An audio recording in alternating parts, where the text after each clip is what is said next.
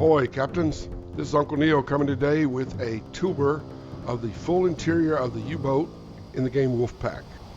This will give me a chance to show off some of the work that Ainer's been doing over the last 6-7 months, fleshing out the rest of the boat.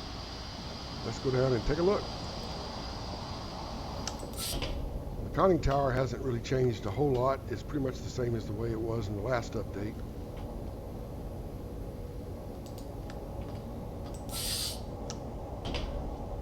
And the same with the control room. Right now you can see I've got a crew of bots standing by at the key positions. And here's where the changes come in. Now you can open the hatch and step into the crew compartment. We don't have any crewmen animated or filled out yet. That is on the slate to do. Look at all the detail. I like the way they've got the lamps to where they swing gently. Now let's step into the galley. This is where the cook does all his work. Right next to a toilet, which makes perfect sense, right? And there's an extra pantry to store items that we will hopefully have filled out. Not a lot of room in here, but it gets the job done. Next, the engine room. They plan to have the engine room animated with smoke, with noise, with clatter.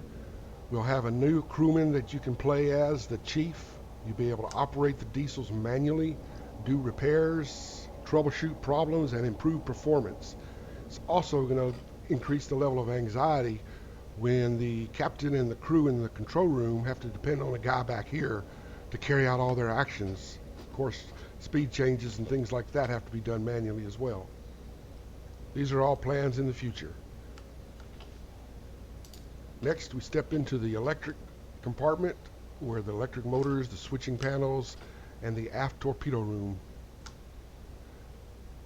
There's a voice tube. All these dials are going to be hooked up. Going back here, you can see we've got plans for emergency steering.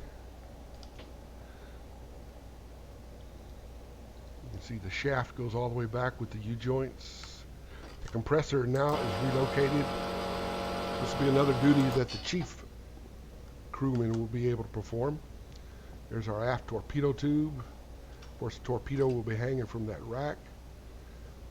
Another new feature, since this is going to be so far away from the control room, you'll have to use voice tubes or you'll have to use the intercom to communicate with the other players. You pick up the intercom, you select the department you want to ring, and then by turning the grinder, you can make a noise in the other compartment, letting them know somebody wants them. All the different compartments will be on at the same time. This just alerts the specific compartment that you're interested in communicating with. This is the way you'll be able to talk to other players on other ends of the boat, just like you would in real life.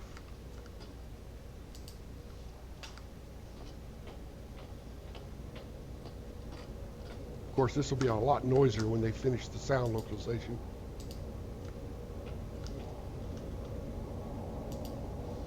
We'll also anticipate that closing the doors and hatches will make a difference in the sound levels as well.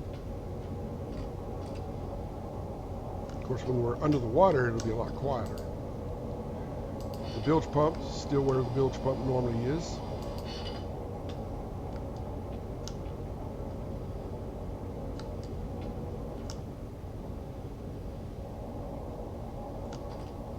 Now let's have a look forward. We go through the hatch that we normally go through to get to the radio room. Now we have the radio room and the sound room split up as they would be in a real U-boat. Koji's still working on all the equipment laid out in there. We got the hydrophone section, sleeping berths for the petty officers.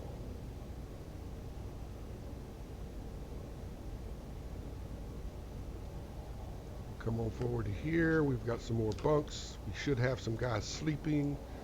We've got the forward toilet, and it's not functional at this time. We're still deciding how that's going to work. Of course, you want to be careful that you don't lock yourself in, like I think I've done. I think the devs put a latch in it. There it is. All right, out. Go ahead and close that, keep the smell in there, and head to the forward torpedo room. There's our reloading console that we haven't finished it yet, but we've got it set up. We'll be able to reload the torpedoes either manually or currently as we have it now automatically, depending on how the player wants to do it. There will be some guys standing around in here. Hopefully there won't be any oily rags nearby. You can see all the work they've done detailing out these torpedo tubes, all the pneumatic and hydraulic lines everywhere. Pretty impressive to see the size of a torpedo laid out in this compartment. Of course, that's the point of the whole submarine, to deliver torpedoes. Here's the voice-powered phone in the forward torpedo room. Just like the others, you select the compartment you want to get their attention and ring it up, and then you can talk to them when they pick it up. That should be the only way you can hear somebody from a different part of the boat. So that's the tour. That's where we are at this point. There is more to come, of course. Oscar's been putting in a lot of time and effort into improving the crew management system, where you can ban griefers and kick players that give us problems. Also, we have been making some changes to improve the lighting in the control room, especially when you switch it to the red light condition. Most of the gauges that were critical had small bulbs behind them, like a motorcycle dash, that would backlight the bulbs in case the lights went out in the compartment. So we're trying to duplicate that. This will make it look a little bit more interesting and when you're under depth charge attack as well.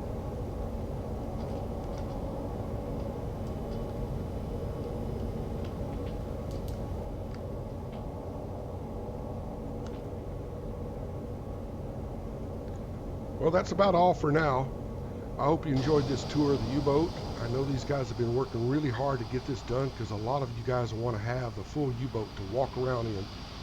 I can imagine this is going to add a great deal to the ambiance of playing this game, especially with a whole crew of other people.